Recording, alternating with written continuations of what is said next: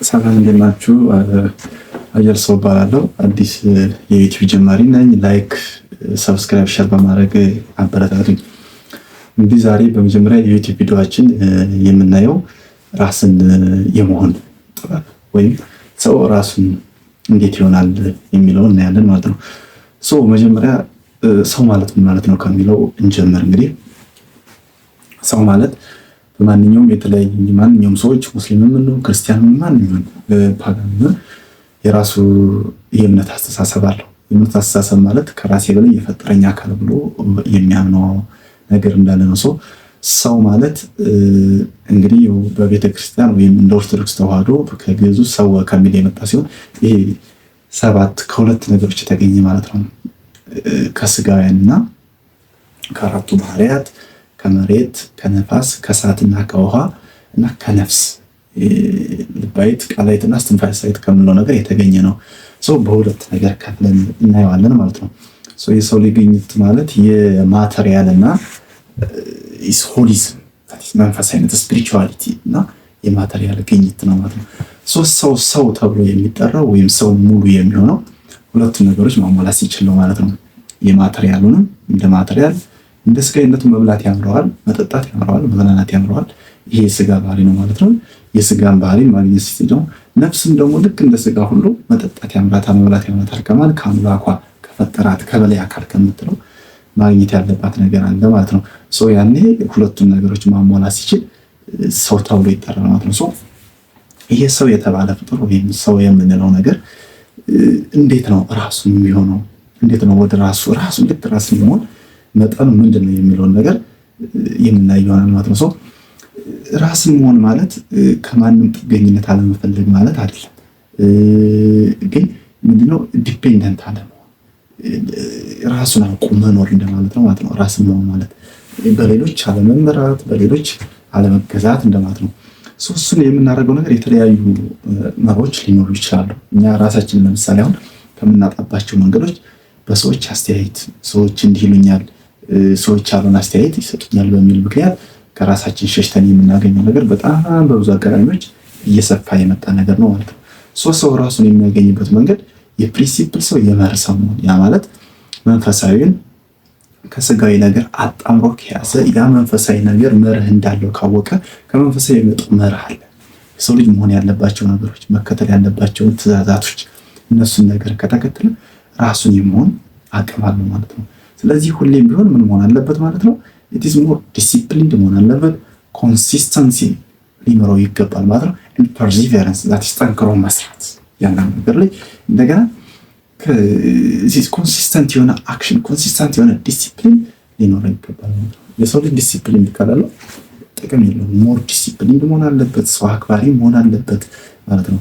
እንደገና ደግሞ ሌላ ራስን የምንሆንባቸው ነገሮች እንግዲህ የሰው ልጅ አፈጣጠሩ ራሱ ይለያል። ሁለት ጆሮዎች አሉ፣ አንድ ምላስ አለን ማለት ነው። ሁለት ጆሮ ማለት ምንድነው? ብዙ ከመናገር ይልቅ ማዳመጥ እንደሚቀድም፣ ሰዎችን ቀርበን ማዳመጥ፣ በምናዳመጥበት ሰዓት ከሰዎች ሀሳቦችን በምንቀበልበት ሰዓት ራሳችንን እንዴት እያገኘን እንደሆነ እናውቃለን ማለት ነው። ስለዚህ ይሄ የራስን የመሆን ሚስጥር ደግሞ ምንድነው? የደስታ ሚስጥር ነው ወይም የደስታ ምንጭ ነው። የደስታ ምንጫችን ነው ማለት ነው። አንድ የፓኪስታን ሴት ወይም እንስት ሙኒባ ማዛሪያ ትባላለች። እቺ ሙኒባ ማዛሪያ ስለሷ ታሪክ ወይም ስለ ራሷ ማንነት እንዴት ራስን የመሆን መንገድ ያስተማረችበትና የገለጸችበትን ታሪክ እነግራችኋለሁ። እንግዲህ በፓኪስታን የምትገኝ ሴት ከኮንዘርቫቲቭ ወይም ወግ አጥባቂ ከሚባሉ ቤተሰቦች የተገኘች ልጅ ነበረችና በ18 ዓመቷ ቤተሰቦቿ እንዲያገቡ ያስገድዷታል። እሷም ደግሞ ቤተሰቦቿን እምቢ ማለት አትችልም፣ ኮንዘርቫቲቭ ናቸው፣ እነሱን ያስደስታሉ ብላ ካመነች ማድረግ ስለነበረባት በ18 ዓመቷ ታገባለች። በ18 ዓመቷ በዛ ሰዓት አግብታ አፍተር 9 ይርስ ማለት ነው ምንድነው ሰክሰስፉል ነበረች በትዳሯ። የራሳቸውን ህይወት ይመራሉ፣ መኪና አላቸው፣ ቤት አላቸው፣ ኤቭሪቲንግ ነበራል። ነገር ግን አንድ ቀን ለመዝናናት ከከተማ ወደ ገጠር ቦታ ይሄዳሉ ማለት ነው። እዛ ጋር አክሲደንት ይፈጠራል። ከባሏ ጋር እየሄዱ በአጋጣሚ ባሏ ተኝቶ ነበር። እየሄዱ አክሲደንት ይፈጠራል። መኪናዋ ትገለበጣለች። መኪናዋ ስትገለበት በዛ መሀል ባሏ ከመኪናው ይተርፋል። ባሏ ስለተረፈላት በጣም ደስተኛ ሆና፣ እሷ ግን ኤቭሪቲንግ ተወዳድቶ ነበር። በሰዓቱም ደግሞ አፋጣኝ ሶሉሽን መስጠት አይቻልም። ገጠራማ አካባቢ ቦታ ነው። መኪና የለም፣ አምቡላንስ የለም። መኪና የለም፣ አምቡላንስ የለም። በአጋጣሚ ጋሪ ያገኛሉ። ያ ጋሪ እንደምንም አፋሰው ሐኪም ቤት ያደርሳታል። ሐኪም ቤት ካደረሳት በኋላ የተደረገው ነገር ምንድነው? በጣም የሚያሳዝነው ዶክተሩ በተከታታይ 3 ፔንፉል የሆኑ ወይም ተስፋ የሚያስቆርጡ ነገሮችን ይነግራታል። በመጀመሪያው ቀን እጅሽ ተጸፍሯል፣ ፔንት እጅሽ ሻራል፣ እጅሽ ክራስት ሆኗል፣ ፔንት ማድረግ አትችይም፣ እንደገና እስክሪብቶ መያዝ አትችይም ይላታል። ፔንፉል አይደል? እንግዲህ በአጋጣሚ ባለ ነገር ያጣናቸው ነገሮች ወይም እጅን ያለ ነገር በአጋጣሚ ነገር ስናጠው ማለት ነው። እኛ የኛ እንዳልሆን እኛ ከበላይ አካል የሚቆጣጠርን ነገር እንዳለ የምናስተውልበት ነው። በሁለተኛው ቀን ይመጣና እግርሽ ወይም አጠቃላይ ይሄ ተሰብሯል፣ መራመድ አትችይም ይላታል። በጣም ትጎዳለች፣ በጣም ታዝናለች፣ በጣም ታለቅሳለች። በሌላኛው ቀን ደግሞ ሶስተኛው ቀን መጥቶ መውለዳች አጠቃላይ ይሄ ማስፈና ምናምን ኤቭሪቲንግ ተጎድቷል፣ መውለዳች ይላታል።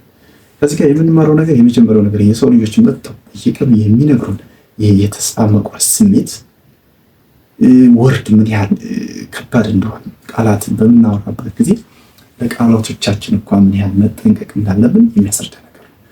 ቃላት ይሰብራል፣ ቃላት ያንኮታኩታል፣ ቃላት ያነሳል። እነዚህ ወርዶች በጣም ሰብሯል። ራሷን ጠየቀች። እኔ ማን ነኝ? ለምንስ ተፈጠርኩ? ወደፊትስ ምንድን ነው? ህይወቴ ምንድን ነው? እኔ ግን መውለድ አልችልም፣ መራመድ አልችልም፣ መጻፍ አልችልም፣ እኔ ማን ነኝ ብላ ስለ ራሷ ማልቀስ ጀመረች። በሰዓቱ እናቷ ታበረታታት ነበር። አላቅም ግን ፈጣሪ የተሻለ ነገር እንደሚያመጣላት፣ ፈጣሪ በተሻለ ነገር እንደሚያስተካክላት በደንብ ትነግራን ነበር። ያ ቃል እንደገና ራሷን ጠገናት ማለት ነው።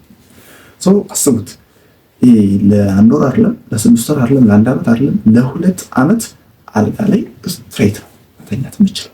መንቀሳቀስ አትችልም። ለ2 ዓመት ሙሉ ያን በሽታ ተሸክማ። ነገር ግን እዚህ ጋር የምናየው ነገር እንግዲህ ስጋ እግር ቢሰበር እጅ ቢሰበር ምን መንፈስ ምን ያህል ጠንካራ እንደሆነ መንፈሷ ምን ያህል እንደተነከረና ነገ ወደ ተሻለ ደረጃ እንደምትደርስ ራሷን አሰበች ማለት ነው። እዛ ጋር የጀመረችው ምን መሆን ራስን መሆን የሚያደርገችው ራስን መሆን ማለት በ2 ዓመት ከ6 ወሯ ልከተኛችበት አድርጋ የመጀመሪያ ጊዜ ዊልቸር ላይ ተቀመጠ። ለሷ ሪበርዝ ነበር፣ እንደገና የመወለድ ያህል ነበር የተሰማት። እዛ ጋር ተቀምጣ ምንድን ያደረገች? ከንፈሯን ሊፕስቲክ ተቀባች ምናምን፣ ራሷን ወዴት ታጠፋለች። ሰው ግን እንደዚህ ዊልቸር ላይ ተቀምጭ እንደዚህ ይቀበለኛል የሚል ፍርሃት ነበረባት። ስለዚህ በሰዓቱ ነው ራሴን መሆን አለብኝ፣ እነዚህን ፊሮችን መጋፈጥ አለብኝ የሚል ውሳኔ ተሰማት ማለት ነው። የመጀመሪያው ኢትስ ፋይት ኦፍ ፊር ፎር ሉዚንግ ፒፕል፣ ፋይት ኦፍ ፊር ፎር ሉዚንግ ማኒ፣ ፋይት ኦፍ ፊር ፎር ዲቮርስ። ስለ ትዳሯ፣ ስለ ገንዘብ፣ ስለ ሰዎችን ስለማጣት ያን ፊር ወይም ፍርሃት አውጥታ መጣል ነበረባት። መታገል ጀመረች ማለት ነው። መጨረሻ ላይ ምን ጀመረባት? ዚስ ዘ ስቶሪ ኦፍ ዘ ውመን ስቶሪ ኦፍ ግራቲቲዩድ፣ የምስጋና ስቶሪ። ሰው ምን ብላ ነበር እንትን ያለችው? ዘ ሪል ሃፒነስ ዳዝ ኖት ላይ ሰክሰስ ኦን መኒ ኦን ፌም ኢት ኢዝ ላይስ ኦን ግራቲቲዩድ አለች።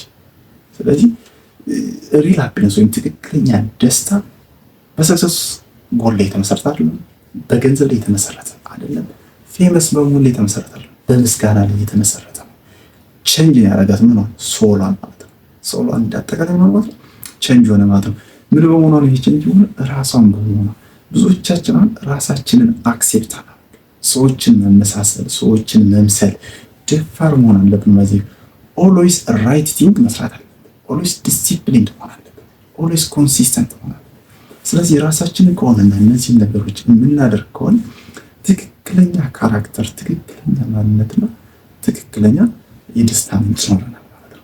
ስለዚህ የደስታ ምንጭ ለማግኘት ትክክለኛ ህይወት ለመኖር ሁለቱን ነገሮች አጣጥሞ መኖር አለብን። ይሄ ምንድን ነው? ማቴሪያሊዝሙንና ሆሊዝሙን ማለት ነው። ማቴሪያሊዝም ብቻውን ጥቅም የለውም።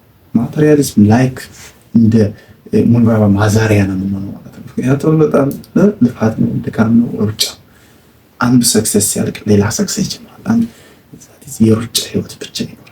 የደስታ ህይወት እንዲኖረን ከፈለግ ትክክለኛ የሆሊዝም ህይወት መያዝ አለብን ምክንያቱም የሰው ልጅ ሰዓቱን ቆጥሮ ሰፍሮ የሚሰጠው አካል አለ። ታይም ባውንደር ነው። ከእውቀትም ከፍለን ነው የምናውቀው፣ ከእውቀትም ደግሞ ከፍለን ነው የምንናገረው። ስለዚህ የሰው ልጅ አእምሮ ምን አይደለም ማለት ነው፣ ምዕሉ አይደለም። ምዕሉ የሚሆነው አምላኩን ሲይዝ እና አስተባብሮ ሲይዝ ነው። ስለዚህ ራሳችንን ሆነን ሁላችንም መበርታት መጠንከር እንዳለብን ነው የምናየው ማለት ነው። ስለዚህ ይሄን ቻናል በደንብ ሰብስክራይብ፣ ሼር እያደረጋችሁ ሳፖርት አድርጉኝ። በተለያዩ ነገሮች እየመጣሁ አበረታታችኋለሁ ማለት ነው። እንመማራለን። የሰው ልጅ መመማር ነው፣ መለወጥ ነው ያለበት። እንዴት ነው አሁን ጊዜው ክፉ ነው። ጊዜው ዝም ብሎ የሩጫ ነው። ደስታ የለም፣ መረጋጋት የለም፣ የሆነ ቦታ ላይ መርጋት የለም። ይሄ ከምን የመጣ ነው የሚለውን ነገር በደንብ እየተመማርንበት እያሳደግነው እየተነጋገርን እንዳለን ማለት ነው። የሰው ልጅስ እንዴት ነው ከዲፕሬሽን ወይም ከድባቴ ወይም ከደስታ ማጣት ከሰክሰስ ማጣት ጥማት ወጥቶ ወደ ተሻለ የህይወት ደረጃ ይደርሳል የሚለውንም በሰፊው እናያለን ማለት ነው። ይሄ መጀመሪያ እንደመሆኑ መጠን አላበዛባችሁም። በጣም ወዳችኋለሁ፣ አመሰግናችኋለሁ። ሰብስክራይብ፣ ላይክ እና ሼር ማድረጋችሁን እንዳትረሱ።